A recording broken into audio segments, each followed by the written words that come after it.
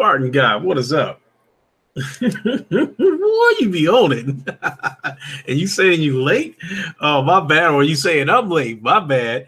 I was actually just checking out a video that is very interesting. Reclaimer, what is up? Rate the Emperor, what is up? So let me add this to my notes.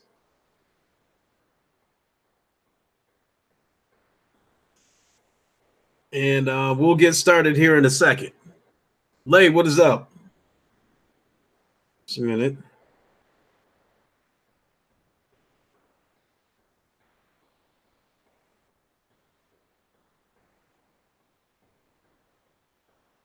Give me a second.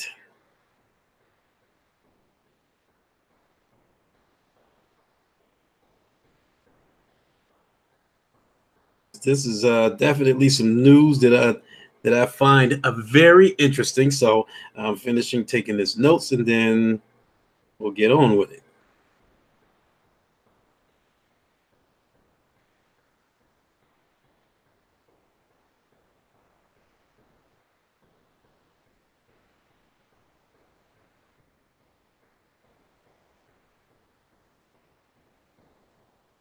Whoops. Okay. Let's get on with it. Yo, what is good, everybody? It is your boy, Lincoln Clay, the godfather of gaming, the ageless wonder. You know what to do. Hit the like button, hit the bell icon. The rest will take care of itself. If you are new to the channel, welcome aboard. I hope you are enjoying the content. And so I am doing live from Wakanda midweek because our governor here in Michigan has declared the weather a state of emergency. Therefore, my job will be shutting down tomorrow, so I do not have to go to work tomorrow, and I could possibly be off Thursday. But the trade-off is that I will have to make it up on Saturday. So with that being said, I said, hey, why don't I go ahead and take advantage of it? So I decided to go ahead and have a midweek podcast. And you know, I didn't make it to the gym yesterday because of the weather. I planned to go today, but the weather is just as bad today. Ice Queen Gaming, how are you? So I am not going to go to the gym today because I don't have a problem driving in this bad weather. But because of the kind of town that Grand Rapids has evolved into, I cannot trust the other drivers in this city. Grand Rapids has gone out of his way to attract middle-class people to this town. And they've gone as far as to turn 4-lane streets into 2-lane streets with bike lanes on the outside of each one of them. What up, Tay? What's going on? Killer Tay, what's going on? And so because of that, a lot of people have moved to Grand Rapids from other states. And they brought their bad driving habits with them. They don't know how to adjust to this snow. It's a fucking blizzard outside, and these people will still drive 2 inches behind you.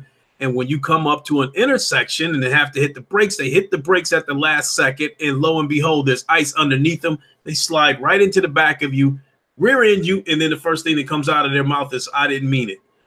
Now, in my case, naturally, I have full coverage insurance on my car, so if anything happens, the car will be covered. But it is the inconvenience of not having a car for up to a week, maybe 10 days, while I have to go through the rigmarole with the insurance company and a body shop, you know, depending on how much damage would get done. So I just think it would be just easier and safer just not to go out in this bad weather. So with that being said, when I'm done with this podcast, I'm going to get my workout in by way of doing push-ups, and then I am going to do a Creed stream, which that is part of the news today. And so, Ice Queen Gaming, you're fine, and my back has been bad today. I have arthritis in my back since the age of 27. Holy moly, I'm sorry to hear that. Oh, you know, I hope you get better. I'm really sorry to hear that. Wow. So also, before we get going, I want to give a shout to Diver, who has become the newest member of the VR community. Yesterday, he picked up a VR bundle at a rock bottom deal. Oh my God, I couldn't believe it. He got the Skyrim bundle, you know, a VR headset with the camera, Move controllers, a copy of Skyrim, plus a couple of other games thrown in. and an aim controller for $150. The reason why I told everybody about this is because this dumbass fool had the nerve to jump in Twitter and ask us if that's a good deal, if he should jump on it. I was like, man, if you don't want that shit, hook me up with the dude and I'll pay him and have him ship it here. Fuck that. So I couldn't believe that, you know, but he did pick it up, and he says he's going to pick up Creed. So and we're definitely going to stream it on my channel. You know, even though he doesn't really have a YouTube channel like that or one that he uses, if he wants to go that route, we'll stream it on his channel too. But in either case, make sure you tune in to listen to me whoop his ass. So with him, with me and him being friends, I will be able to put the settings where you can hear both me and him talk. So there will be a lot of trash talk as I knock his ass out. So make sure you, you know, check that out. And I also got to give a shout out to Diver because, you know, he's been keeping it low key, but he's been in the gym and, you know, doing this thing in the gym. And I support, and I say that because I support anybody who betters themselves physically, mentally, financially. If you go any of those routes to better yourself, I support it. With that being said, I support Diver being in the gym, and I think Creed will further help his cause because, it will kill two birds with one stone. He'll be playing a game that I believe is fun, and he'll be getting cardio in it at the same time versus going to a gym spending half the fucking night on a treadmill. You see, Reclaimer, you said I'm set on PSVR playing GT Sport. That has also crossed my mind to do a, you know, in addition to the Creed stream, we've got the roundtable tonight at 9 o'clock. Make sure you tune in to the roundtable at 9 o'clock. And you know how it is with the roundtable. It's always a good time. We always clowning and shit. So make sure you check that out. And because I don't have to work tomorrow, I do plan on staying up late and doing some other kind of stream. I just don't know what. It depends on what strikes me at the moment, whether it's, you know, GT Sport and VR, whether it's Firewall, whether it's some more Planet of the Apes, you know, whatever it is. I don't know what it is. I just know that I'll do another stream. So make sure you stay tuned to that, you know, which could possibly happen after the Roundtable podcast. But so it could happen. It could happen late. So with that being said, you know, this is why I am doing the live from Wakanda midweek, because I do not have to work tomorrow.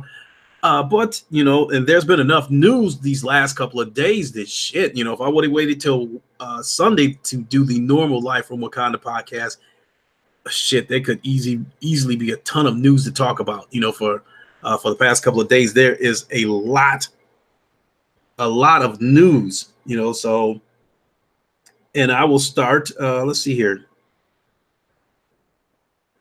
What is the date today? Tuesday, January 29th.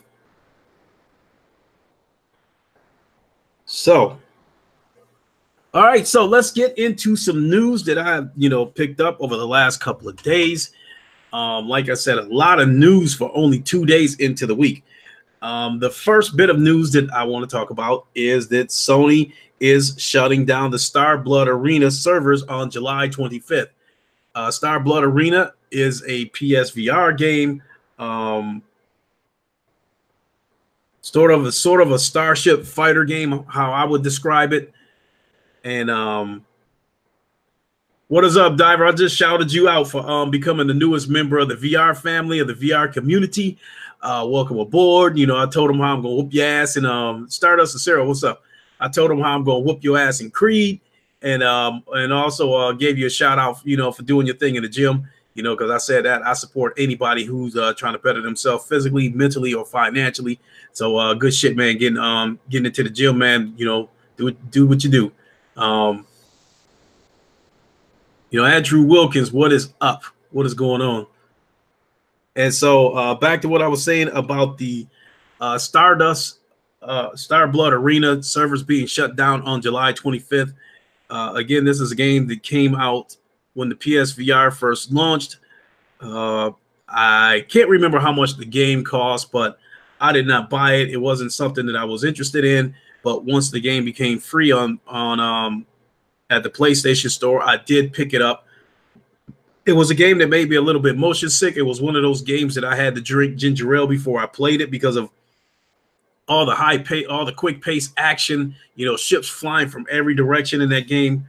I guess there was an issue with the matchmaking at some point with this game, and that caused the popularity of this game to fall off some.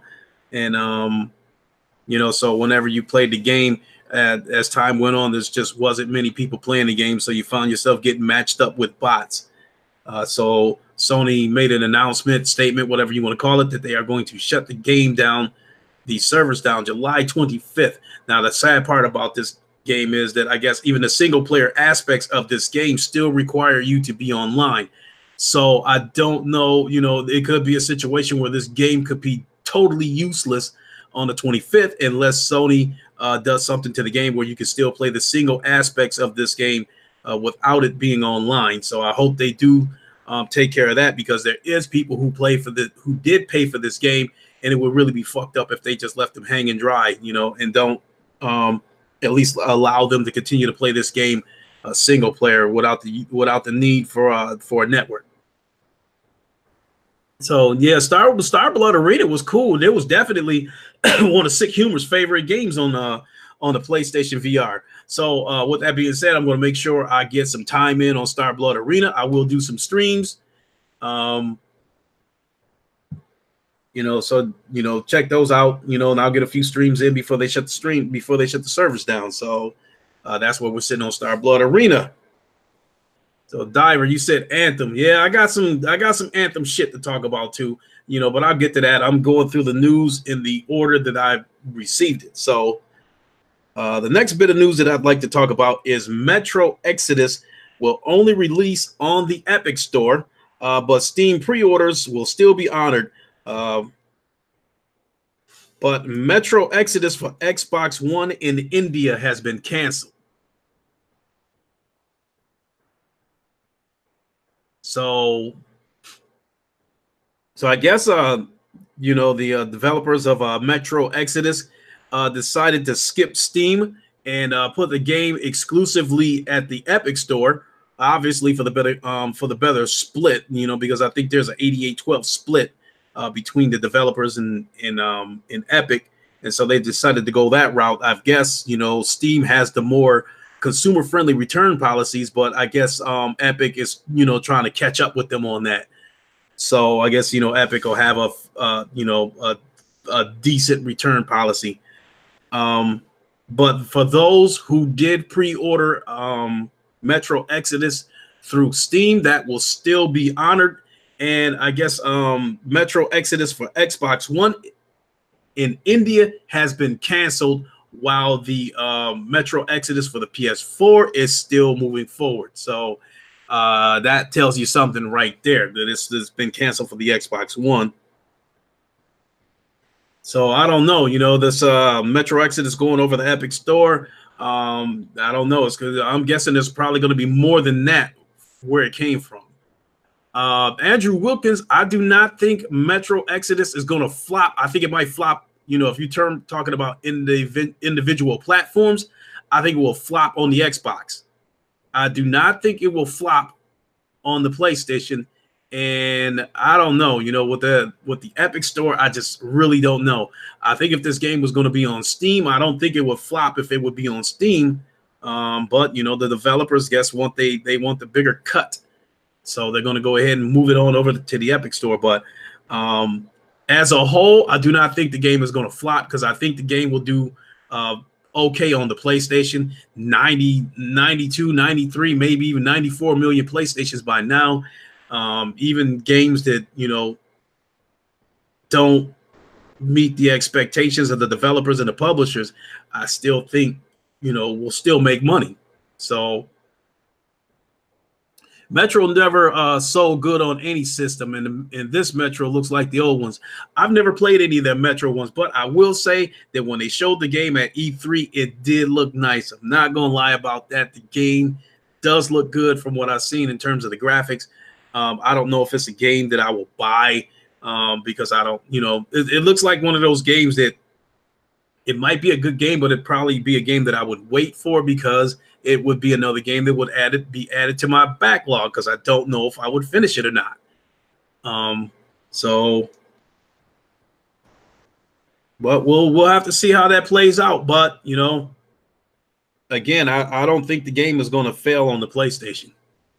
You know, it may not meet their expectations, but I don't think it'll be like a total flop. X-Tards are begging for Metro to come to Game Pass 3 months after release. Shit.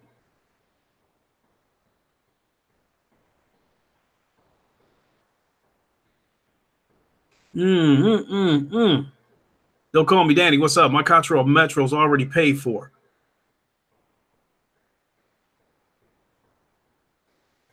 So, hey, that's cool. That's cool.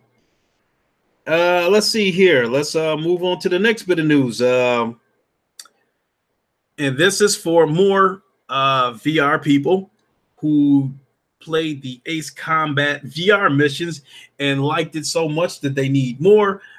There is a flight simulator game coming this. I don't know if it's going to be coming this year, but the beta will be coming this summer for a game called Flying Aces. It looks, you know, pretty much like the Ace Combat game. The trailer, the pieces of it that I saw showed a plane taking off from the deck of a carrier. And again, the beta is coming this summer. There was parts of this trailer where it looked like it was some kind of dogfighter, you know, fights with other jets involved. And this game will support, I think, you know, flight sticks. So for those of you who got, you know, a taste of the Ace Combat 7 and you want more, you know, there will definitely be more coming, even if you don't get it from them, which, you know, more VR missions are supposed to be coming this year for Ace Combat 7. But, you know, but just know that there's more flight material on the way for the PlayStation VR, which is pretty cool. As first-person shooter games and flight simulators are two games that I've always wondered what it would be like in VR, you know, to be in those situations, to come as close as possible to be in the real situation. So I really love that on Ace Combat 7, taking off from that carrier. That is so cool. So that's your bit of news for those who are wanting to get some more flight therapy. You know, that beta will be coming this summer. And the next bit of news that I have is, again, VR news. There is a new pack fighters, whatever you want to call it, for Creed. 3 new fighters have been added to the game for free. You have Apollo Creed, you have Ivan Drago, and you have Clubber Lang, which I'm anxious to try Clubber Lang because I can't wait to talk shit to people on my Mr. T voice. I pity the fool. I pity the fool who try to get into the ring with Lincoln Clay. I'll knock his damn head off. See. So yeah, new fighters for Creed. In fact, those fighters came out today. I've already downloaded the update. So when I do my Creed stream tonight, I will definitely try one of those fighters out. You are not going to kill me in that game, Diver. You are going to get knocked out. The question is how long will I carry you before I decide to go ahead and take you out?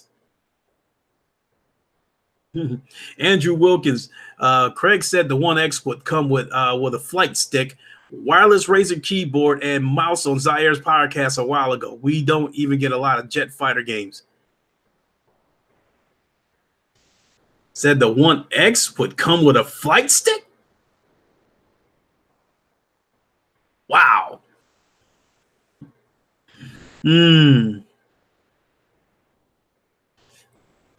So we got that. And moving on to the next bit of news.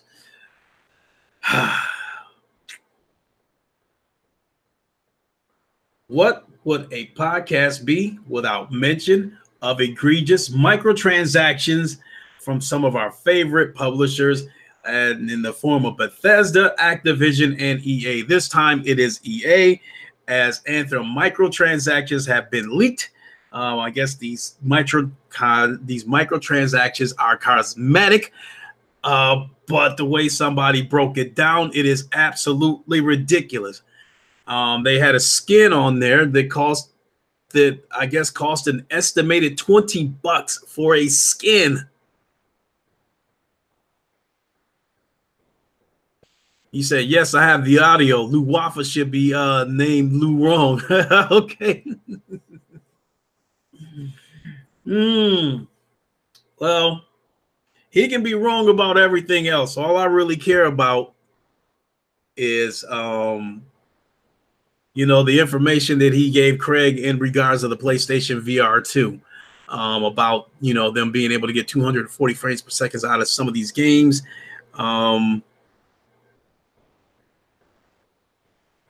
So that's mainly what I'm concerned about. Even if they can, get these games to run at 120 frames per second, I would be happy. So that's all I really care about.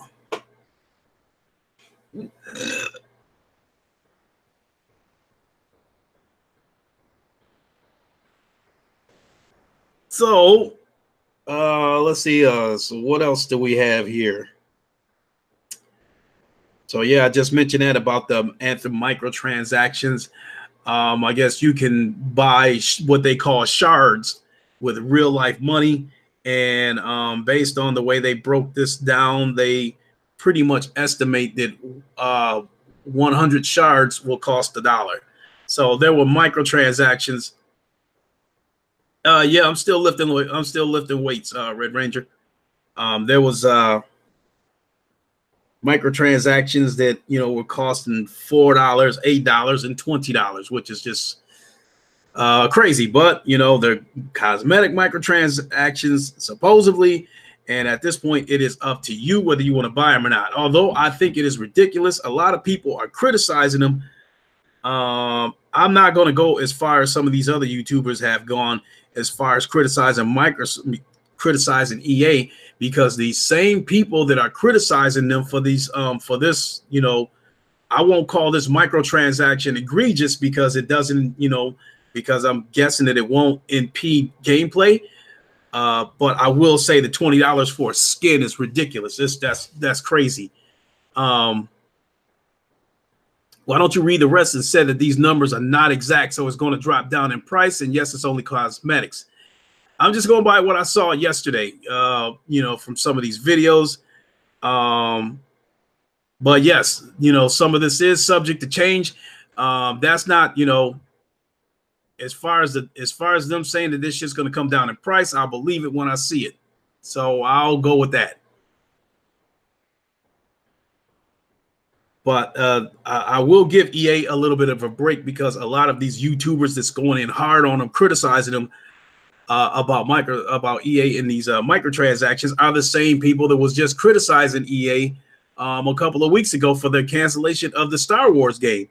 And if EA would have came out with this Star Wars game, these same people that are crying would have been trying to urge people not to buy this game or to wait, because they would have been apprehensive about getting the game due to the belief that EA will implement some kinds of crazy microtransactions in it. So it's a lot of hypocrisy there with them saying that, oh, EA's putting out games with microtransaction. Oh, EA's not putting out a game. Now they're mad at EA because they won't put out a game. But if they would have put the game out, they would have been telling people not to get it due to microtransactions. So, some of these YouTubers are ass backwards, so it is what it is. As far as Anthem goes, as much as I dislike EA, and I'm not really a fan of Destiny, because that's what Anthem looks like to me, is another form of Destiny, I will give this game the benefit of the doubt, and I will go and rent it. And if it turns out to be a good game, then I will buy it. But I do see one of the strategies of a lot of these third-party developers is to launch the games without microtransactions. I'm thinking for two reasons. One's to get favorable reviews from writers and game sites, and to get everybody invested into this game. And then I think game sales, I think they probably peak during the first month or two when the game first comes out. And so I think they'll probably wait until the sales start to level out or even drop, and then they'll put the microtransactions in there so they can go get the people that's already invested in the game. The question is once they put the microtransactions in there, will they adjust the grind and put you in a situation where you got to, like, you know, work your goddamn ass off to get something, you know, to get a damn silencer or something, you know, but you know how that shit goes. And the next bit of news I've got is PS5 dev kits are in the hands of developers, and mostly first party developers. That's really all I'm gonna say on that. You know, I don't know why this is news now, because some of these developers have been working on working on games for the PS5 for well over a year now. So I would have expected that some of those developers had dev kits a long time ago. So I don't know why that's, you know, kind of news now that's floating around YouTube. My only question about the dev kits is, once these developers get done building a game, how long will it take for them to convert it to a PS5 format, you know, using these dev kits? That's my only question. So other than that, it's not really a big deal to me hearing that these developers have, you know, dev kits. To me, that's something that should have been a given already.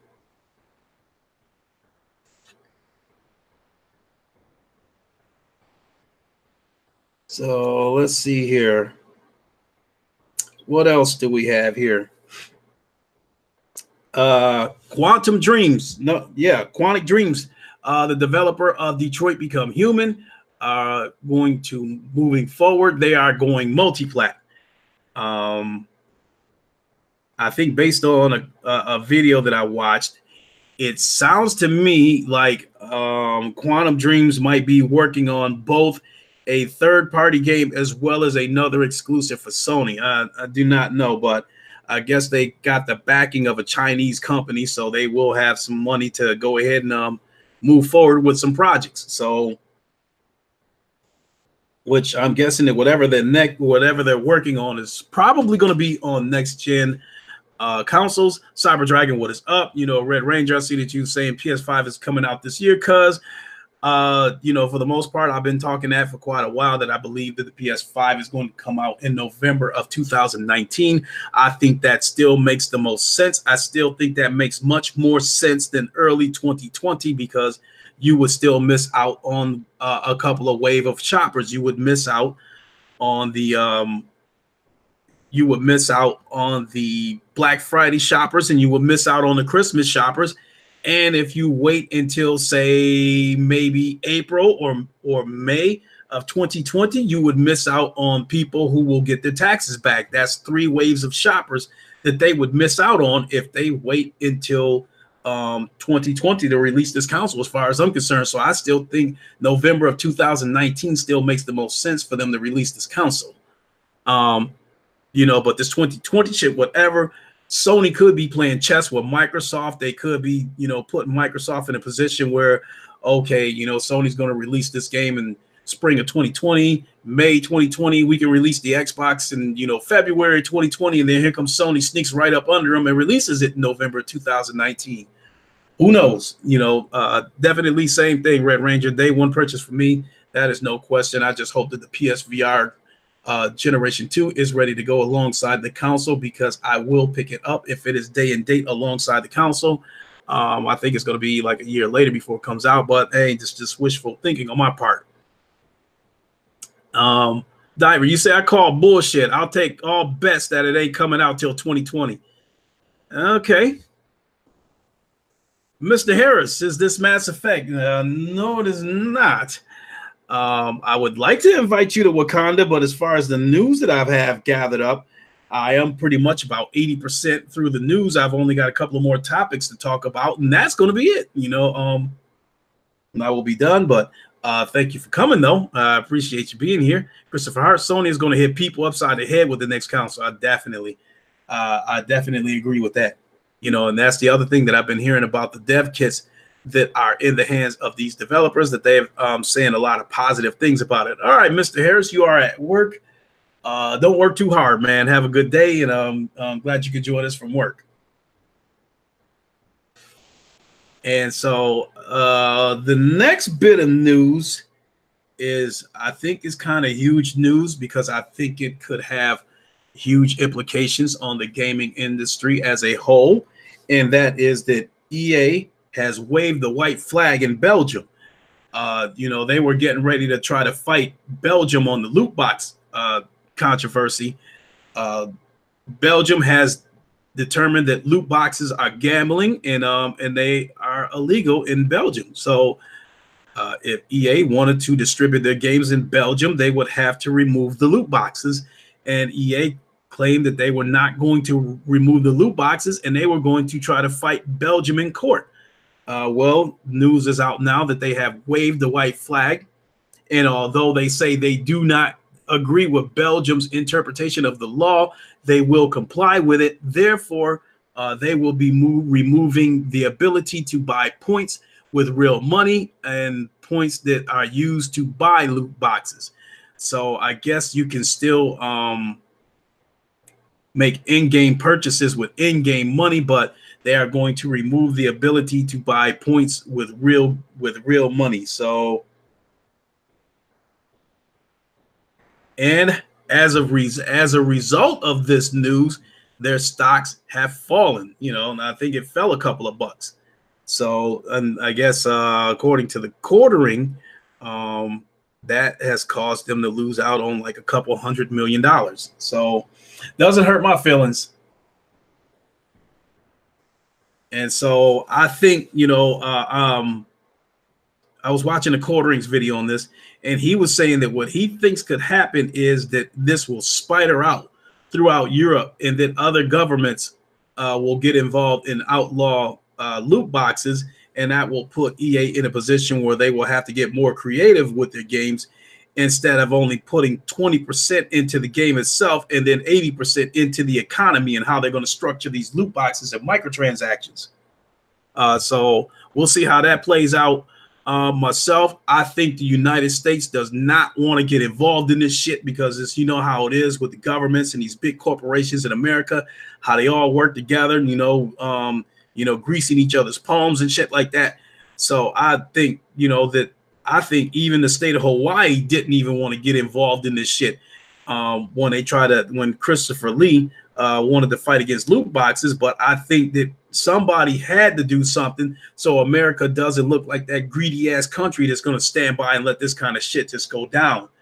So with that being said, I know right now the United States isn't going to do anything, but if enough countries get involved and start banning loot boxes, then America doesn't want to look like that country that, you know, is just going to act like they got nothing to do with it when we know they have a vested interest in this shit. So I think if enough countries get involved, then yes, America will step in and put down some kind of restriction just so they don't, you know, so they don't look like the bad guy. It'll be just a PR move.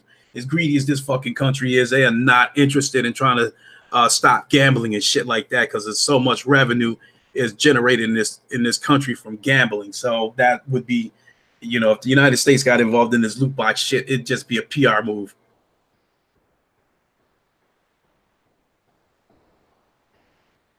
And the last bit of news that I got, and this is Cyber Dragon. You hope that happens? Yeah, I feel you. And the last bit of news that I've got, I was watching a YouTuber. I only got about 3 or 4 minutes into the video, but a YouTuber called Breakthrough, who has about 49,000 subscribers, he is claiming that The Last of Us 2 is coming out very soon, and he is guessing that it will come out by Mother's Day of 2019. I guess the composer of The Last of Us said that The Last of Us 2 will be coming out very soon, and because of that, I guess he came up with, you know, a belief that the game is going to release in Mother's Day of 2019. I did not finish watching the video. I will finish watching the video after that, but I will give you guys a link to that video if you want to watch it.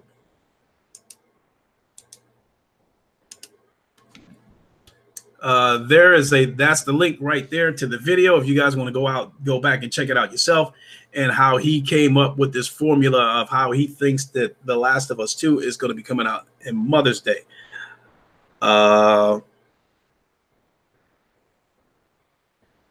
I would like to say that that's a possibility, because I will admit that a lot of these games, these exclusives from Sony, since the majority of them are single player games with no multiplayer in them, they usually start to die down after about a month. You know, Spider-Man has done phenomenal, but, you know, let's face it, it's probably starting to taper off a little bit by now. You know, God of War is definitely tapered off. So that would make sense. Craig has spoiled Mass Effect for me. I can never play now. That's Craig for you, giving out that Mass Effect. Smoke! The smoke! The smoke! So I think, you know, being that Sony has been so tight-lipped about what's going on for 2019, we only know what's coming out. We know what's coming out, you know, in the next year, but they haven't, you know, Days Gone is really the only game that I think they gave us a concrete date on. I think that does make sense if, let me see. No, wait a minute. I'm not sure that makes sense, because I think if Days Gone, I think Days Gone is coming out, what, April 23rd or something? If that's the case, then, you know, Mother's Day would be like 3 weeks later, because I think Mother's Day is like the second week, the second Sunday in May. So that would mean that, you know, if Days Gone is coming out the April 23rd, then that means it would have only been out 3 weeks. So I think, you know, after 3 weeks, the game will probably still have strong sales. So I don't know if that would be a good idea to come out with Days Gone at the, you know, towards the later part of April, and then come out with The Last of Us 2, you know, about 3 weeks later. But I will say that I think, you know, whenever The Last of Us 2 does come out, assuming that it's going to have a multiplayer, it will have replay value, so it will last a while. So with that being said, once The Last of Us 2 comes out, as far as flat screen games goes, that will probably be the game that I will play for my, you know, for my multiplayer, you know, shooter fix. You know, but other than that, you know, most of it will be spent playing, you know, Firewall and Warzone whenever those come out. Ice Queen Gaming, you said Insomniac put some more suits in the Spider-Man game. Yeah, I see that the Spider-Man game came out with an update not too long ago, but I haven't played the game, so I don't know what's going on with it. You know, Christopher Hart, you said I haven't even played Spider-Man yet, just losing steam. You know, I don't know if it's losing steam or not, but I mean, hell, what, the game been out now for about October, November, December, January, what, going on 4 months now? So if sales are starting to taper off now, I wouldn't be surprised. You know, what I meant by that, I don't mean that like after a month, you know, sales are going to go straight into a tank, you know, for single player games. But I'm saying, depending on what the game is, I wouldn't be surprised if sales start to level out or even start a very slight decline after about a month. So, I mean, the longer Spider-Man hangs on, the more happy I am for him.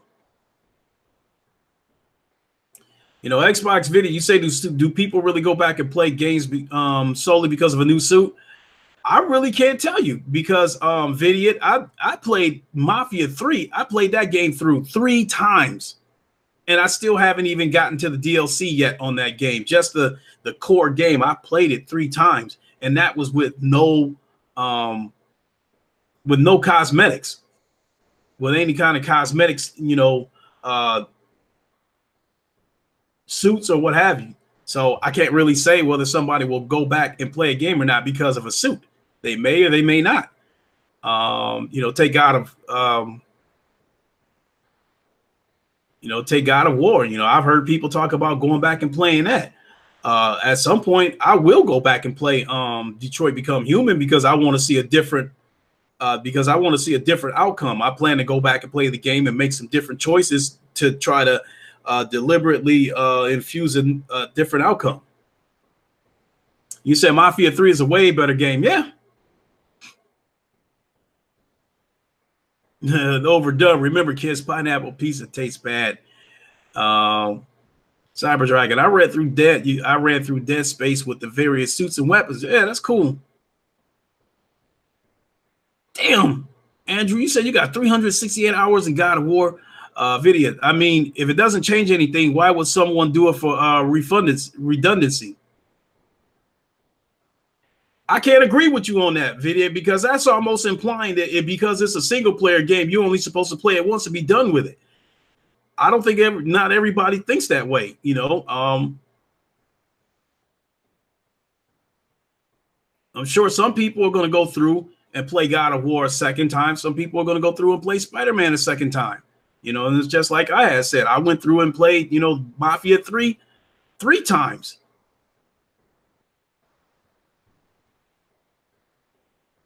And Mafia 3 isn't that much of a choice-driven game. So every time I played it, you know, the results were the same, but I still played it 3 times.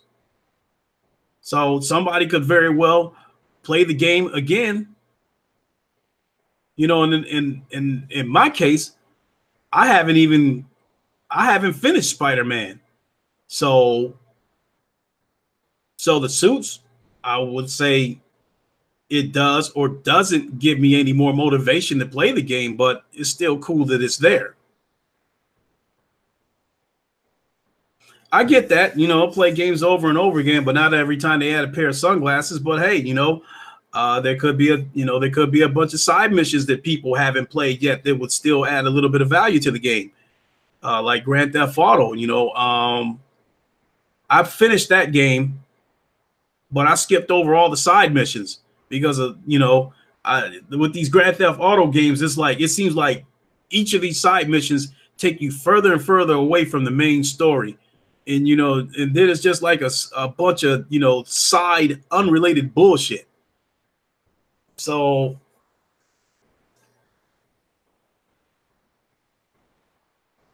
I'm competitive. I'm really terrible at playing a game even once. You know, I won't lie, I'm competitive. Depending on what the game is, depending on how compelling I think the story may be, I might play it on easy just so I can see a great story.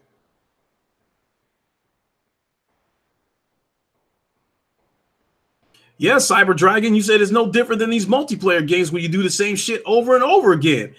I have not played Battlefield 5 in damn near a month because of the repetitiveness of that game. When I play Battlefield 5, when I plug the game up, it's not a situation where I say, oh, it's going to be a different story today, a different narrative, a different ending. I'm more or less just jumping in there to see how many kills I can get that day. I said, maybe you should stop playing games and go play in the middle of the street. Okay. I'm competitive. I play games for 4 hours. First session, typically, I have seen a vertical slice of 100% of the gameplay. Depending on what kind of game it is, yeah. Just wanted to say I'm sending my prayers out to Jesse Smollett. I don't know who that is. I'm sorry. Skyfall Gaming. I played through Dragon Age Inquisition 2 or 3 times, and that's without me touching the multiplayer. Hey, you just right there. You just made my point, Skyfall Gaming. That just because, you know, a campaign is a single player mode doesn't mean that somebody's supposed to just play it once and be done with it.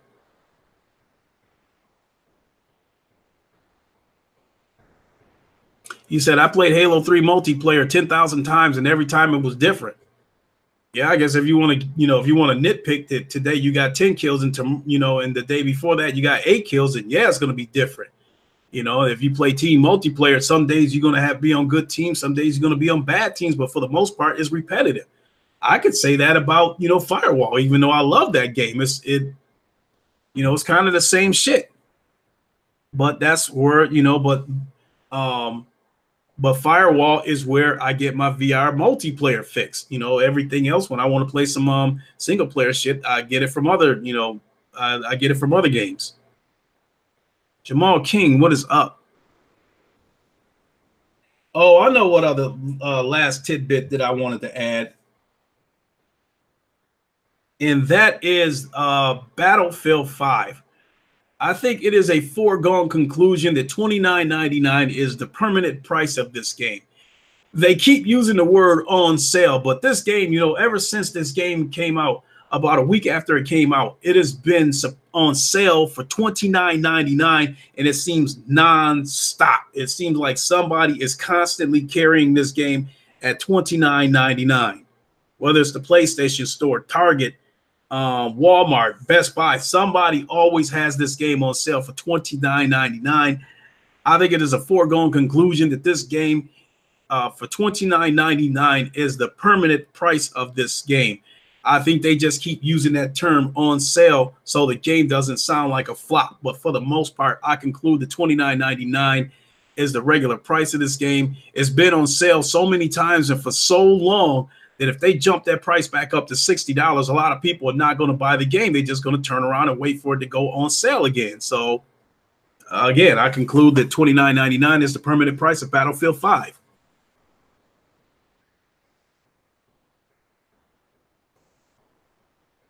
So that's about all I got.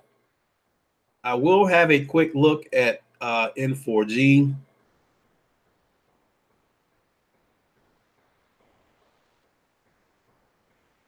The Quartering just came out with a new video that says GameStop has given up on us. Is this finally the end? So yeah, video Battlefield 5.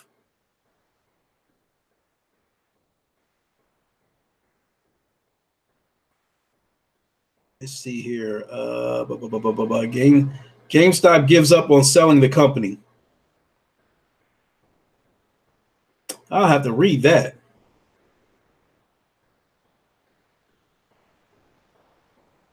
Wow, here's an interesting little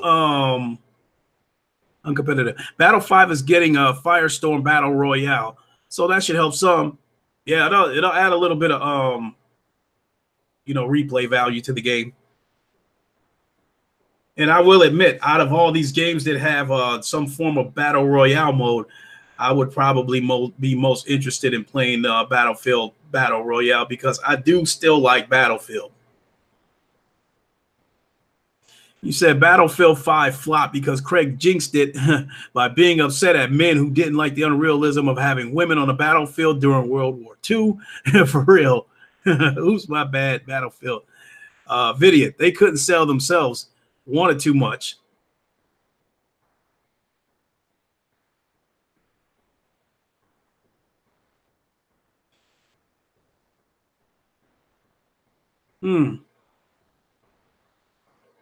Well, truth be told, Battlefield 5, I think, you know, even for the repetitiveness that I've talked about, I think it's a decent game. But, oh, you said GameStop couldn't sell themselves. They wanted too much. Okay, you know, I'm going to definitely read on that. I'm going to read about that article.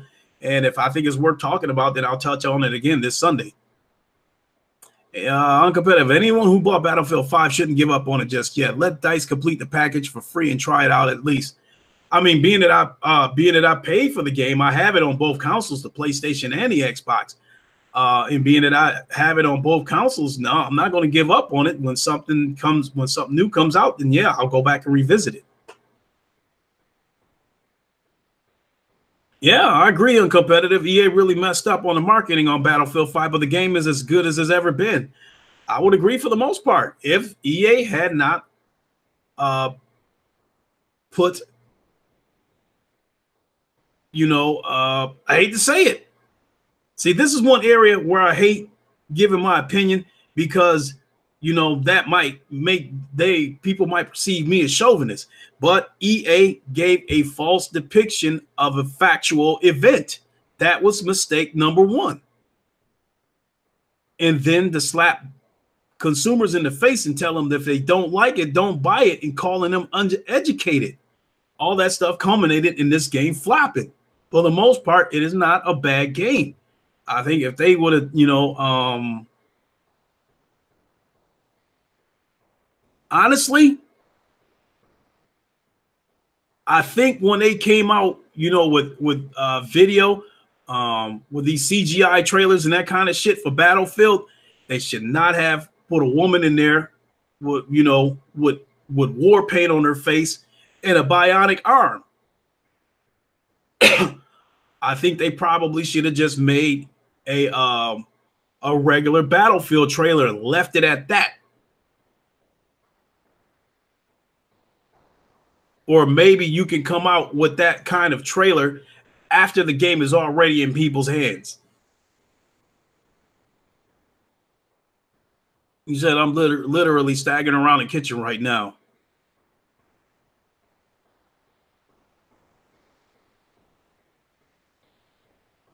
I mean, that CGI trailer they had with that woman with the bionic arm, the action in that game was like, it was over the top. It was fast paced. It almost looked like some Call of Duty shit, you know, so.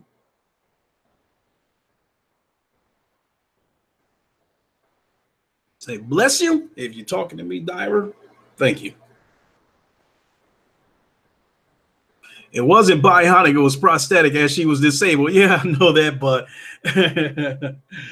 being that was the 1940s, that was probably then. They probably considered that bionic. But that you know, but while we're on the subject of EA, I guess I'll go ahead and give this closing note that I do believe that first of all, EA better keep their mouth shut with the marketing of Anthem. They better not open their mouth again about a political, social, or gender issue that they are trying to put in this game, and they better not challenge consumers if there is a backlash over it. If they do, Anthem will fail. And if Anthem fails, there was already people already, you know, a little bit worried that EA will close BioWare if Anthem does not perform. So people are already worried about that. I don't know if EA will close BioWare or not if the game fails, but I do believe that if the game fails, EA will go the Microsoft route, and they will only stick to their games that are their bread and butter, games that are guaranteed to bring in revenue every year, and that would be FIFA, Madden, and probably NHL. So I think if Anthem fails, I think EA will be done taking chances on new franchises.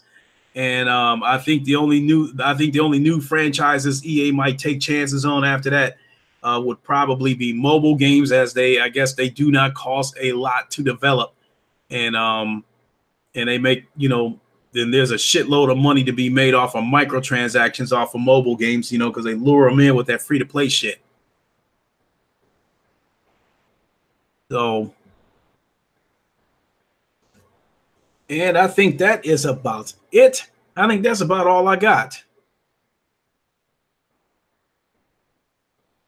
So let me see. Well, if Anthem fails and BioWare gets dropped, at least we'll know for sure we'll never get another Mass Effect game. Well, I guess isn't the Mass Effect series supposed to be already somewhat put on ice for the moment? Christopher Hart, did you hear a new PlayStation Portable is coming out? Most likely more powerful than the Switch that you can hook up to a 4K TV. Yes, I sort of heard that,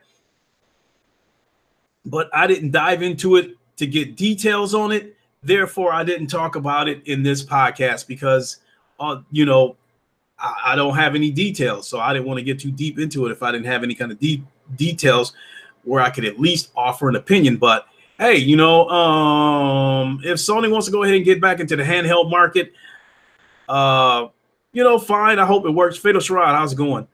I hope it, you know, I hope it succeeds.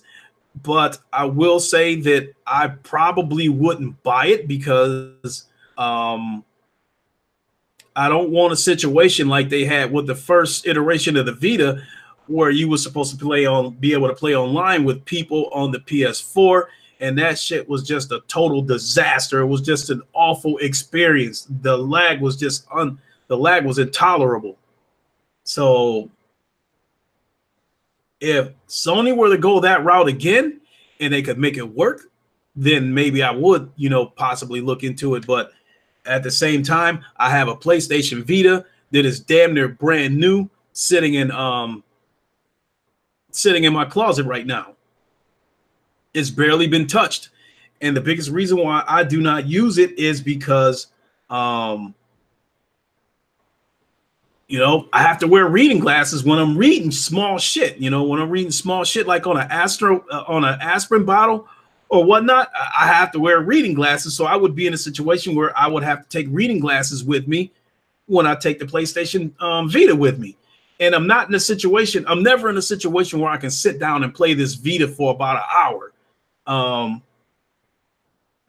I think the only time, for me, for the kind of life that I live, the only time I would probably be able to put in some significant amount of time playing a Vita is if I'm waiting in the doctor's office for an appointment or something.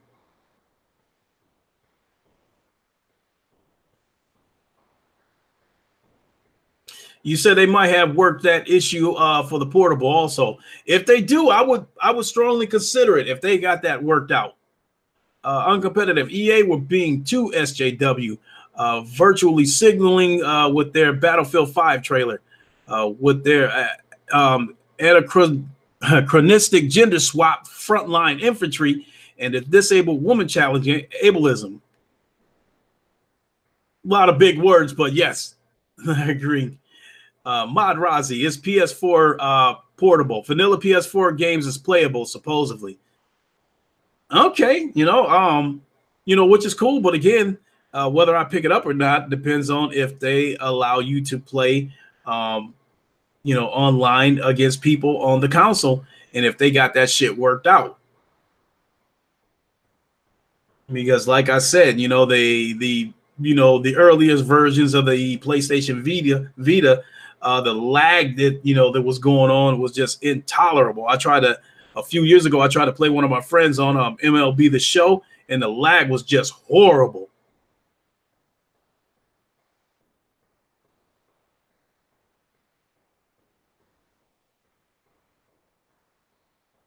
You said if it's Christopher Hart, if it's PS4 portable, vanilla PS4 or not, that is more powerful than the Switch. Yeah.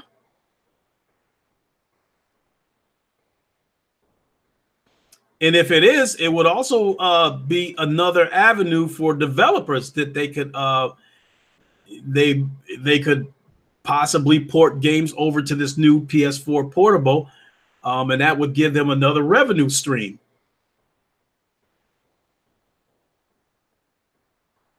Uncompetitive. You said I had to say a lot in a small space, so use compact speech. Gotcha. Mod Razi, that's what I've been hearing, that is supposed to fill demand for Japanese audiences, because right now, the Nintendo Switch is running shit over there in Japan. It's pretty much a landscape that belongs to them and only them, because there's no handhelds over there to compete with them. You said no need to port. That's the catch. What a PS5 is just a portable, and Sony are happy with the Pro. Not likely, but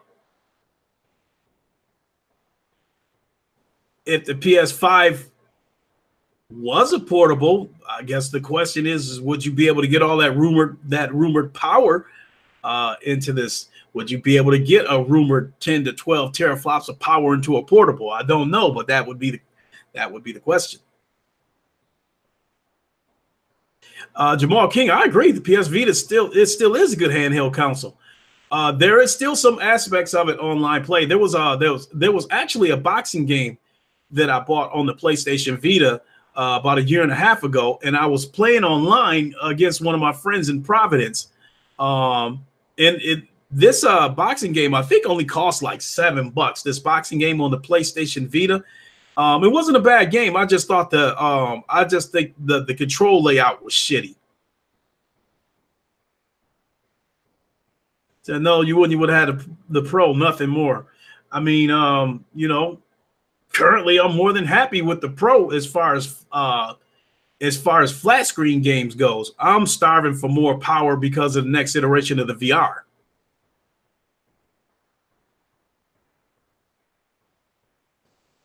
And if the PS5 was a handheld, where would that leave the next generation of VR?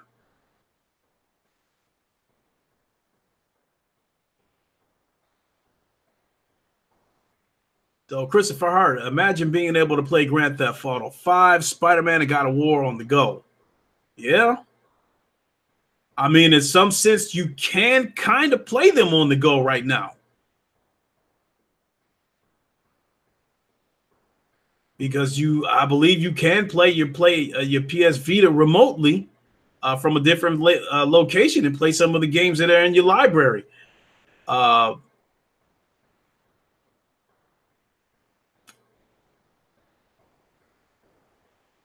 I believe God of War is actually one of the games that I tried that on. I hooked up I connected my PlayStation Vita to my PlayStation Pro remotely. So I was in my bedroom, and I believe God of War was the game that I was playing in my bedroom. It looked good. I didn't have HDR.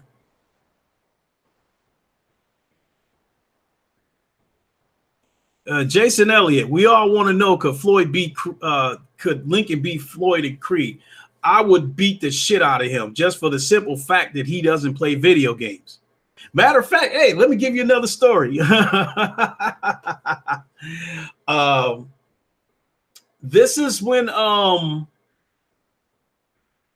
think EA first changed the name to Fight Night, when they went from Knockout Kings to Fight Night.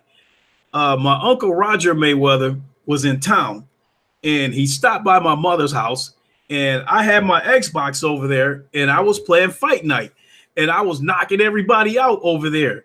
So Roger was like, he was trying to coach everybody that was fighting me. He was trying to coach you. Use your jab, do this, move your head, and all this kind of shit. And I was telling Roger, it doesn't matter what they do. I'm going to knock their ass out. It's just a matter of how long I choose to carry them before I take them out. And so then, Roger was like, the more I was knocking people out, the more he wanted to try it. And I was telling him, this is not the real boxing ring. This is a video game. You are in my backyard. And I said, if you come fucking around in here, you're going to get knocked out. Sure enough, he tried to play me. I knocked him out, and he just dropped the controller on the chair, got up and walked on, was like, fuck. I was basically like, I told you, this is my backyard.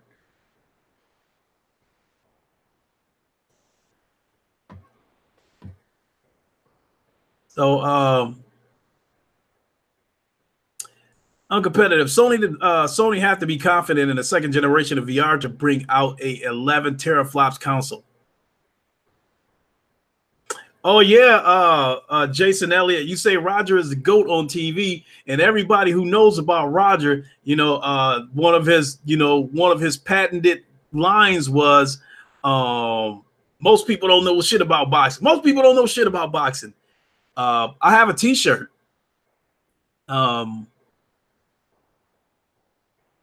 have a T-shirt. When I get a chance, I'll take a picture of it, and I'll show it to you guys. But I have a T-shirt of my Uncle Roger, and the picture of him almost looked like a damn mugshot. The picture is in black and white, and underneath his picture, it says, "You don't know shit about boxing." So my Uncle Jeff, I guess somebody came to Roger and wanted to market that shirt, and Roger was like, he didn't really give a fuck. So the dude marketed the shirts, and I guess the dude couldn't keep up with demand for this shirt. Jeff was selling the shirts for this guy, and every time I tried to contact Jeff about getting one of these shirts, they were always sold out. So when I finally did get a chance to get one of these shirts, I went ahead and bought 3 of them. But it's definitely a slick shirt. It is my collector's item. I have never worn the shirt. It is in my dresser folded, and I have never worn it. But I will take it out and take a picture of it, or at least find it on the internet and show it to you guys. But it's pretty cool. It's a pretty slick shirt. I really like it. You say he always do say that, Jason Elliott. Yeah, he do.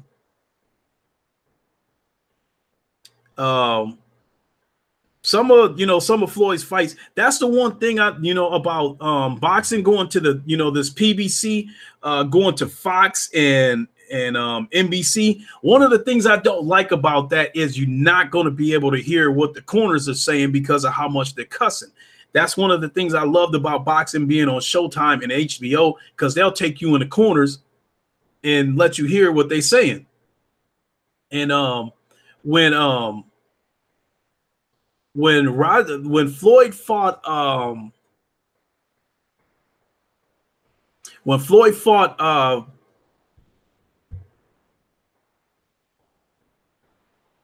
what's his damn name?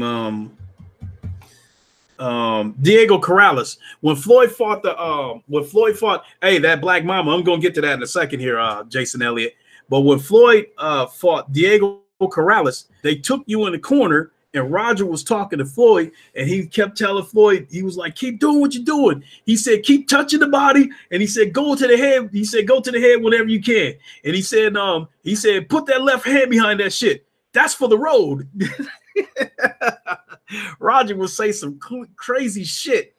And then when Floyd fought Arturo Gatti, I was at that fight, but HBO was in the corner, and he was giving Floyd the instructions, telling him what to do. And then Roger looked at the camera, and he told the cameras, he was like, I told you, he gonna get his ass whooped on HBO. I mean, Roger used to say some wild shit. I mean, like when Floyd fought Oscar De La Hoya, he was telling Floyd, telling Floyd, let De La Hoya punch himself out. He said, let him punch himself out. He said, let the bitch get tired.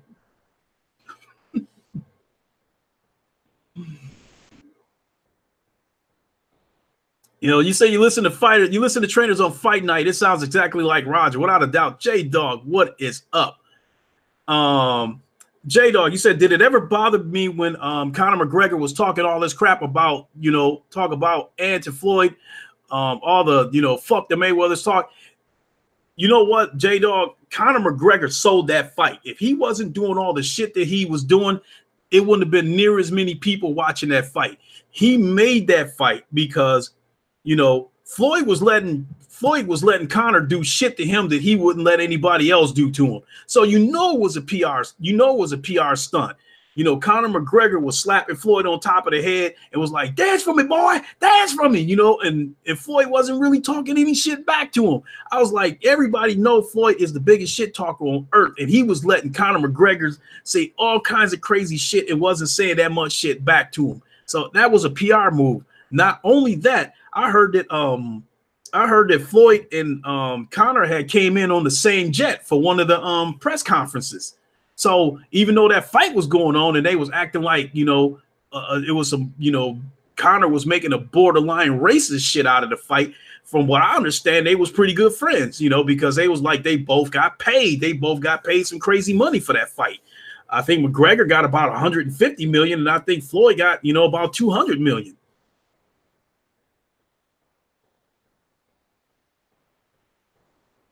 Oh yeah, hey Jason Elliott, check this story out that Floyd told us about the Gotti fight. You said the Gotti fight was one of the worst beatings I ever seen. So the next morning, when we were waiting for our flight, so basically what happened was when Floyd brought us out to the Gotti fight, we took a flight from Grand Rapids, Michigan to Philadelphia. From Philadelphia, a limo service came and picked us up and brought us to Atlantic City for the fight. When it was time to go home, that limo service took us back to Philadelphia to catch the plane. And probably about an hour after we got there, Floyd and all his guerrillas got there. So he was telling us that, he said he admired, Gotti, earlier in Gotti's career. And he said, he knew Gotti was a hard puncher. So he said he was a little bit concerned about that. And so I guess, Floyd was pulling some Muhammad Ali shit and was following Gotti all around, all over the place, fucking up his, press conferences and, trying to get in his head and trying to piss him off and shit like that. And so And he said, since he had never been in the ring with Gotti, he thought Gotti was a fairly big dude. But he said, right at the when they were giving the instructions, right in the middle of the ring, right before the fight started, he said that's when he saw how small Gotti was. And he said when he took one look at Gotti and saw how small he was thinking to himself, he said, I'm going to crush this bum. So right there, he was in savage mode right from the get-go.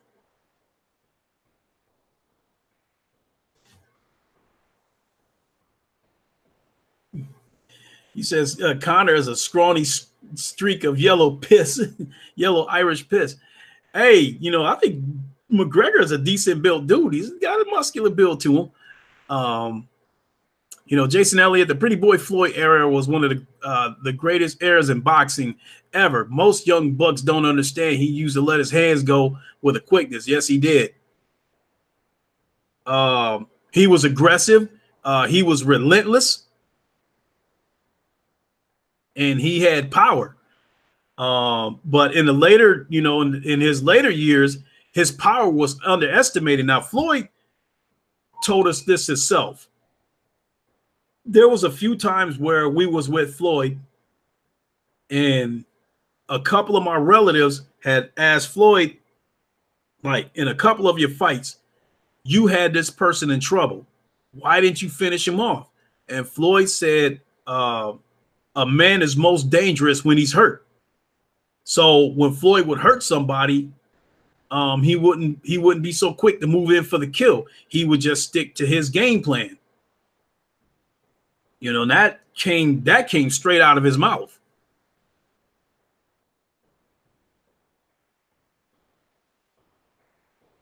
He said, McGregor, please don't come beat me up. After Floyd fought McGregor, and McGregor was still talking about boxing. Every boxer and their mother wanted to fight him so they can try to get that $100 million payday. It wasn't until he hurt his hands that he became the greatest defensive fighter ever. Yeah, true, Jason Elliott. Once he started breaking his hands, all the time, he wasn't letting his hands go the way he used to. He was throwing them short, chopping ass counter punches. But that still tells you that he must have still had a little bit of power, because most people at the beginning of the fight would try to bull rush Floyd. And then once he, would catch them dudes with counter punches along with some master defense, a lot of those dudes would stop rushing in. And then that's when Floyd would kind of take over a little bit and start dictating the pace of the fight.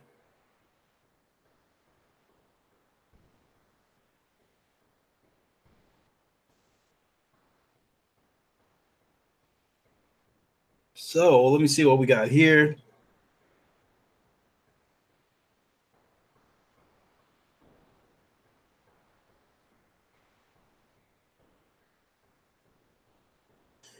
THQ Nordic issues official statement about Metro Exodus releasing as a time exclusive on the Epic Store. Okay, so it looks like it's not, so it's just going to be a timed exclusive. All right.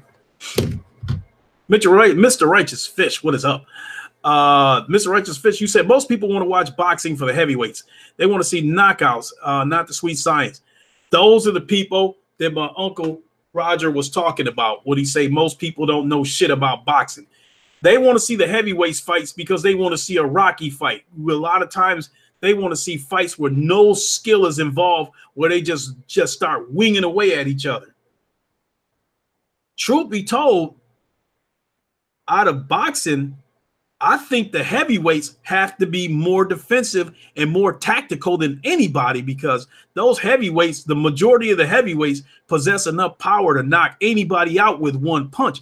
Therefore, they must be alert every single second of that fight. If they lose concentration for a split second in that fight and they get caught with a brick, the next time they wake up, they'll see lights above their heads. So I think, I think the heavyweight boxers that really, really want to be champion, that's hungry to be champions, those are the more tactical fighters. The ones that sit just in there for paychecks, they either going to just throw punches until they tire out, or they just going to lay on the ropes and just let themselves get beat up.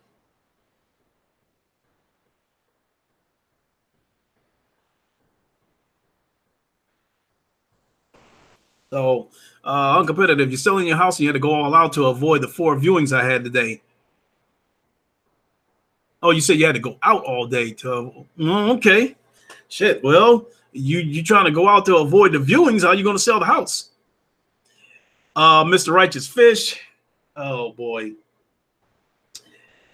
I like Pernell Whitaker, except the fight that he had with Roger.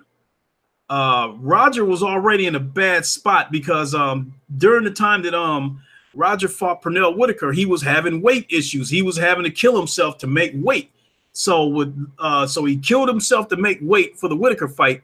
And when he made the weight, he was so drained that Whitaker was constantly getting off first. He was getting his punches off first because Roger was gassed and a lot of times couldn't respond. The one time that Roger responded was when Pernell Whitaker pulled Roger's shorts down. And then that pissed Roger off, even though he was dead tired, and he did knock Whitaker down.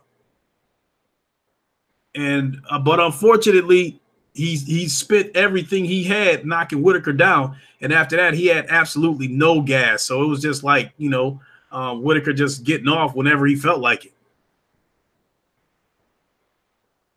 You said your house is on the market for $621,000. Hell, what the shit? Where the hell you live at? You must live next to Princess Di old house.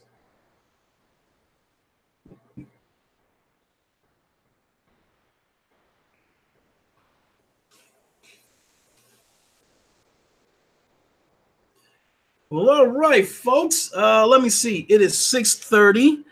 I think I want to. Jeez, I got a few things I got to do. You said it's a shame boxing is not what it used to be, and I'm not big on MMA.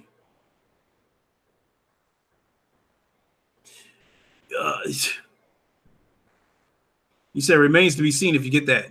Yeah, we'll see. Uncompetitive. Mr. Righteous Fish. The thing about MMA is that what I don't really care for about MMA is that you have these pay-per-view fights with 2 fighters with records that are less than impressive.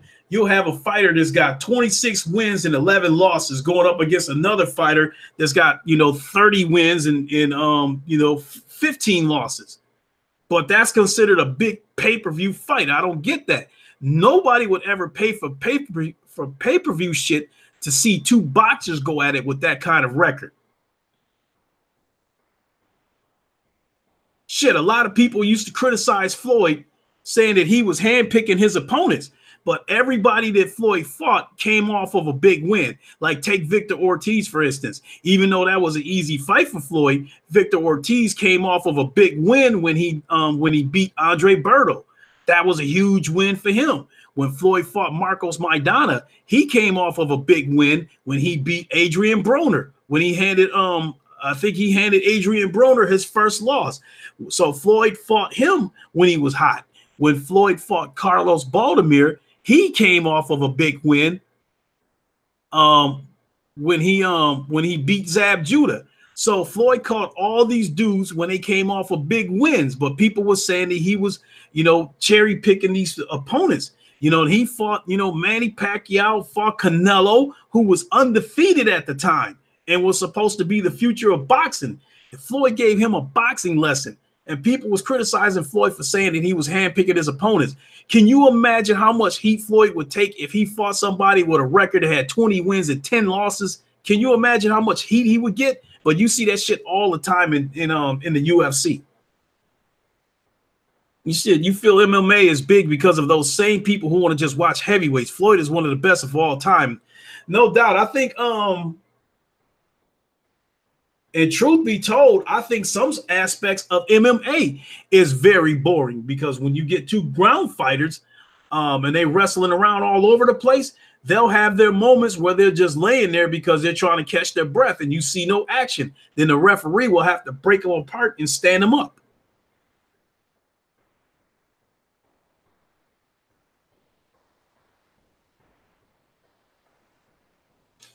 You said tall boxers lack the little center of gravity for MMA.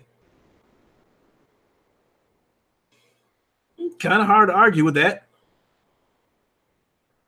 You said Jason Elliott. That's because in the MMA, they make people fight each other. In boxing, you have a ton of top guys who haven't fought each other. Exactly. So I don't have a problem with the fighters fighting each other. I have a problem with fighters that's got 20 wins and 10 losses, and they going up against another fighter with that same record. They make the shit into a $50 pay-per-view event. Fuck that.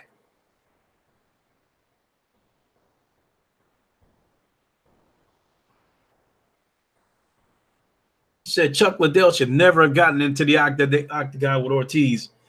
Yeah. And Tito Ortiz back then, he looked like one of them dudes that just absolutely loved to hurt people. He just had one of them looks on his face like he's smiling like I'm about to fuck your ass up. Jamal Adams, what is up?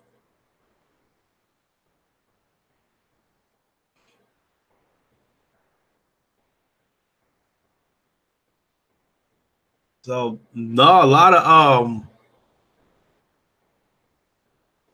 no, for the most part, I just don't watch UFC.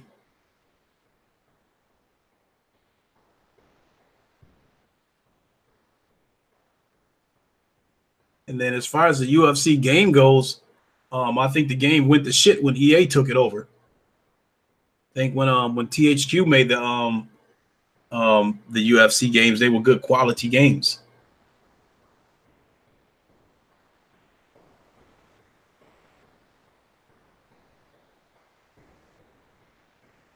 Said Chuck kicked Ortiz's ass back in the day, but his recent fight was a joke.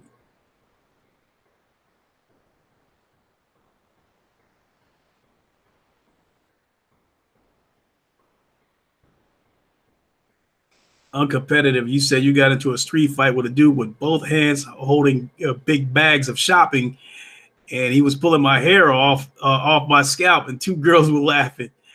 Hey, uncompetitive. You do got that big white afro, though. You do got that big curly ass afro, though.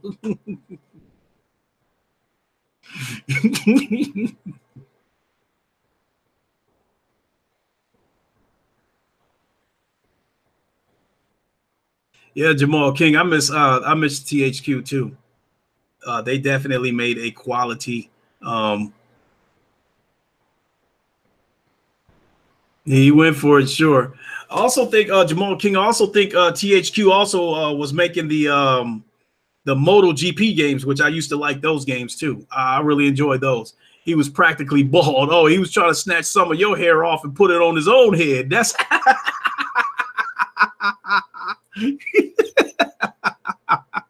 he was trying to take some of your hair out, competitive. Snatch two fistful of hair off of your head, put some glue on his own shit.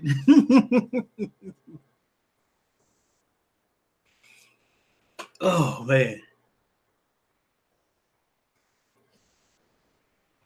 Man, oh man, man.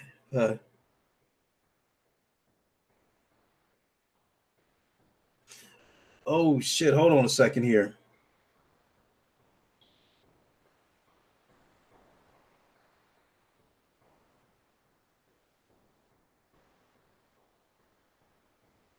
I just got a message from my man Carlos. Gotcha. Hey, Carlos, I appreciate the message, man. I seen the message that you got, and I'm also sorry, Carlos, that I didn't respond to your message. Definitely, let's get that GT Sport game in this Saturday. No question.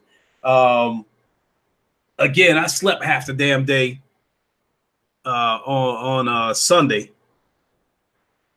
You know, I think other than doing my own podcast and joining J-Tech in his podcast Sunday, I slept half the damn day away. So, but definitely, I appreciate the compliment, Carlos, and you know, we'll definitely get this in this weekend.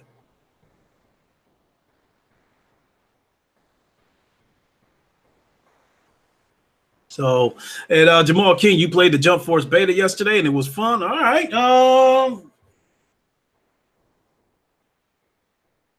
You know, it was like when I saw it at E3, it was one of those games that, you know, it caught my eye a little bit, but I didn't know how far out of my way I would go to get the game. But, you know, yeah, you know, you never know. Maybe I'll get it, maybe I won't. I don't know. I can't say right now. I mean, other than the heavy hitters that we know about that's going to be coming for the for Sony, you know, the Ghost of Tsushima and all that kind of shit, all those heavy hitters that we know about. I probably say at least for 2019 so far, as VR goes, there is 2 games that I'm looking forward to, and that is Blood and Truth and Warzone, which, you know, I said is a 50-person multiplayer with maps so big you need, you know, vehicles to, you know, to travel across these maps. So that's definitely going to be a different kind of flavor for a first-person shooter. I'm definitely looking forward to that. And I'm looking forward to Blood and Truth. Those, as of right now, those are the only 2 games that are on my radar for VR. So there was supposed to be a couple of other first-person shooters coming out. I don't know if they're coming out this year. I think one of them was called like Zero Killed or some shit like that. You know, it looks okay. I don't know if I'll go out of my way to buy it. You know, I'll revisit that as we, you know, get closer, you know, as we get more information about that game and see more gameplay of it. You said uncompetitive. Honor and Duty is like Warzone, but very low quality as it's done by one guy. Yeah, you know, speaking of which, uncompetitive, I seen Polish Paul was saying in his video that the developer of Honor and Duty is, you know, they are getting a dev kit from, you know, from Thrustmaster, you know, so they can implement the flight stick, the HOTAS flight stick into the Honor and Duty game because they want to add planes to the game. So it is a lot of shit, you know. It is a very huge game, but it looked like some Lego block shit. I want to play it, but it just looks like some Lego block shit. I just can't get into games look like that. You know, I know because of the limited hardware and how wide scale this game is, you got to make a compromise, and they compromise with the graphics. But you know, I didn't know it was one guy that made that game. I'm impressed with how they kept adding shit to the game and making the game bigger and bigger. J-Dog, Alvo has been canceled. Yeah, competitive is like a Minecraft first-person shooter. Yeah, J-Dog, Alvo has been canceled. They lost funding. They lost investors.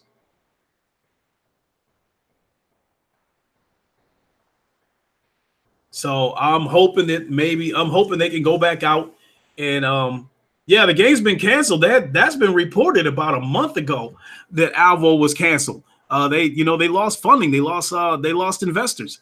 And I'm just hoping that they can go out and find some more investors so they can finish the game, you know, and I'm hoping that they'll get it done this generation.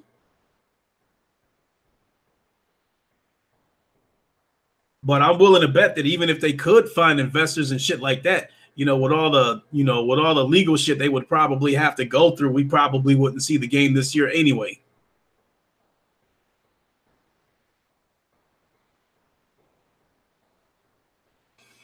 Yeah, Polish Paul reported that, and I think yeah, I know for a fact Polish Paul reported it, and I can't say or not whether Petrifying Pumpkins talked about it or not. But yeah, the game is definitely canceled. In fact, Polish Paul did a video of 10 VR games that got canceled, and that, you know, and they looked promising, and Alvo was in that list.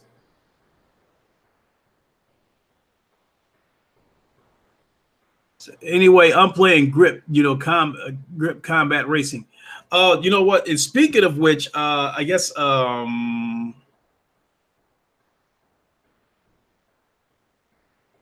according to First Contact Entertainment, I guess a big update for Firewall is coming very, very soon, and people are speculating that it could be the dedicated servers that they've been asking for, as well as host migration.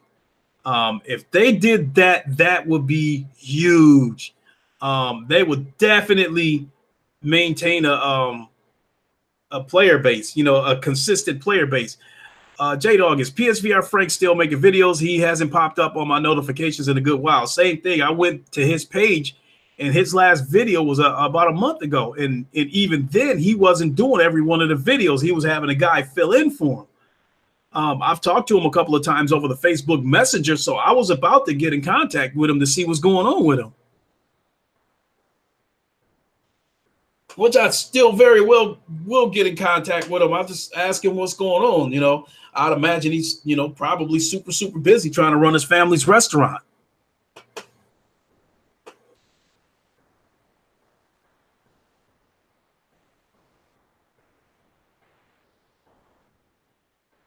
You know, and I think with YouTube, I think just about every content creator on YouTube has had a slow period where they really wasn't putting out stuff that much, you know, whether for whatever reason, whether they were taking a break or, you know, whatever life was throwing at them, you know, because one person that I'm absolutely waiting to come back is Jay Wags. You know, I'm hoping that he comes back, you know, and I'm hoping that when he does come back, it's not a situation where he makes a video and then disappears for, you know, 2 months, something like that. I hope he comes back and comes back consistently because I really, really love his content. Another person that I think that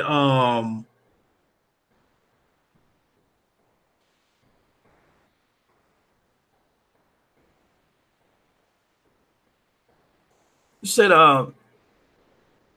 uncompetitive, you basically suspended from YouTube until April.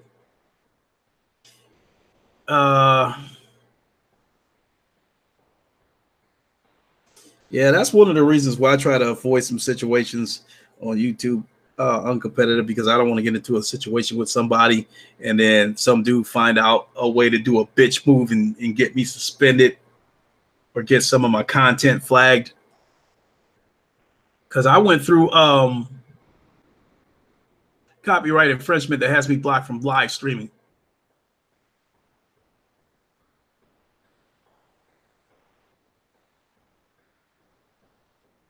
Yeah, matter of fact, I went through my own library a couple of days ago, and I noticed that a video that I put out on New Year's Day of 2018 is not there anymore.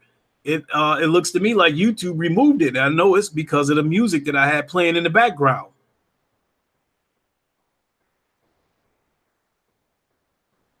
So I'm pretty sure that's why they removed it. But I guess at the end of the day, I guess I can live with them removing the video versus suspending me.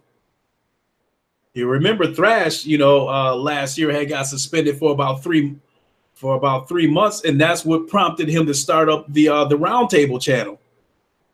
Because before we started up the Roundtable channel, we were bouncing around, you know, using other people's YouTube channel to hold the Roundtable podcast. We were using 6 channel to hold the Roundtable podcast until Thrash went off and created the channel.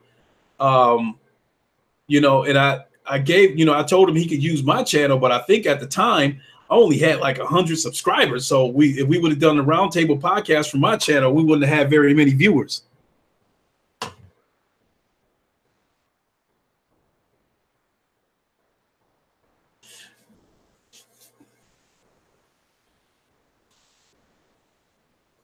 Jason Elliott, you said you went through your subs. You went through my subs. I was subscribed to people I never heard of. I kind of remember everybody that I'm subscribed to, but I think like when you create a YouTube account, I think they subscribe you to a bunch of bullshit ass channels by default. You know, subscribing me to farmland channels and shit like that. You know, tractors and cultivating. You know, the land and all that shit. Who the fuck want to see some shit like that?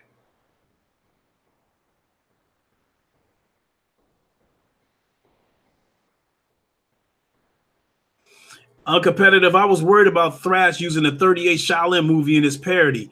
He ought to be okay on the fair use as it is a parody, but he could get a takedown. I think in the case of Thrash, I think if the shit gets taken down, you know, I don't I'm hoping it won't, but you never know.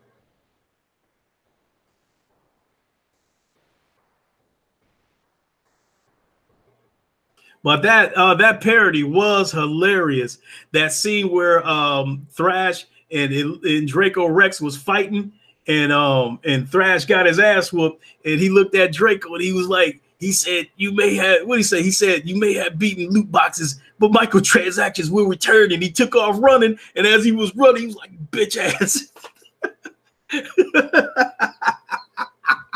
That was hilarious. So if you haven't seen it yet, go to the Roundtable channel and check that Kung Fu parody out called Enter the Paywall Fist. That shit is hilarious. That shit had me laughing my ass off. So if you get a chance, definitely go check that out. You know, in fact, when we do the Roundtable podcast, I'll have somebody put the link in the comments section so you guys can go back and check it out. Because that's crazy. I'm a member of the Roundtable podcast, but I'm not even a moderator on the channel.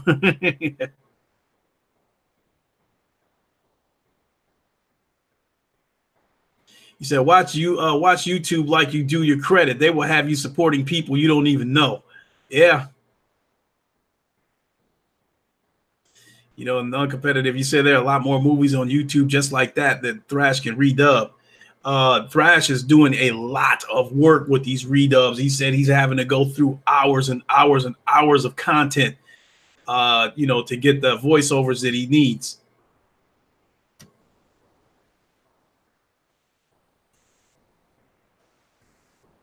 But it's definitely hilarious.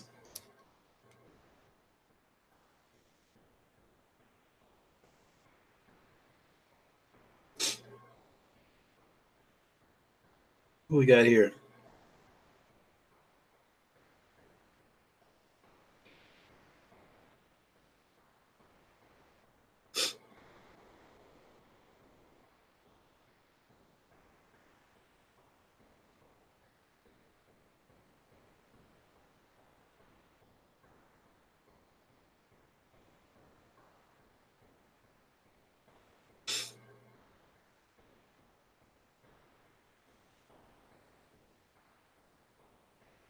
Oh boy. I'm saying shit right here on Twitter. They're talking about catch Inside Xbox on Tuesday, February 5th for reveals and new info on Crackdown 3, Mortal Kombat 11, The Division 2, Sea of Thieves, and Xbox Game Pass. Oh boy. I will probably watch 5 minutes of that just so I can see how corny Major Nelson is. And to see how corny that bald English guy is, and to see how corny the taller guy is. Matter of fact, everybody on Inside Xbox is corny. So I will probably watch that for about 5 minutes and then be done with it.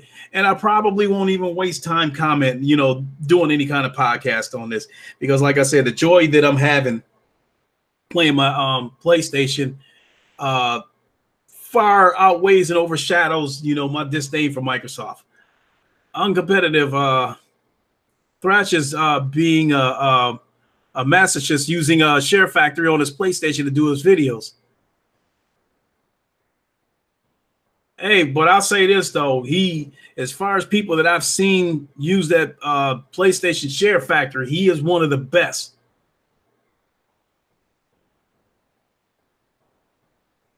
I think when Thrash makes his videos, at the end of his videos, if he did not put that you know, PlayStation Share Factory outro on there, a lot of people wouldn't know that he's using the PlayStation Share Factory for his videos. He does a tremendous job with those videos, and he taught me everything that I know. You know, and in my case, I just wanted to learn enough. I just wanted to learn enough to do the basics, just to get the basic video out there. Thrash can do a whole bunch of shit with that PlayStation Share Factory, so he is definitely one of the best. So if you getting your feet wet and want to start making videos, and don't have the proper software on your computer, shit, PlayStation Share Factory is a great place to start, and Thrash is a great person to talk to.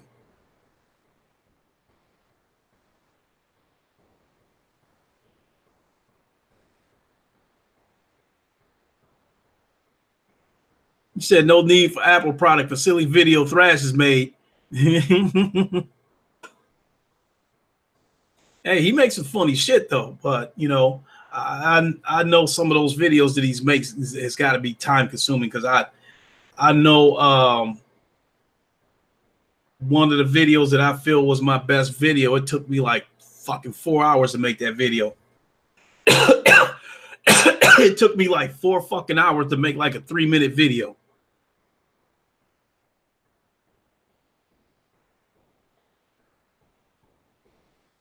So we're sitting on 7 o'clock. I got to get to these push-ups, get a quick workout in. I'm not sure if I'll do a Creed stream or not before we get to the round table. But for certain, I will do some kind of stream after the round table podcast, because again, I don't have to work tomorrow. So it is my intention to stay up all night. So with that being said, I'm gonna go ahead and close shop. And I want to thank everybody for coming to Wakanda. My guards will have parting gifts for all of you as they prepare your shuttles for your trip home.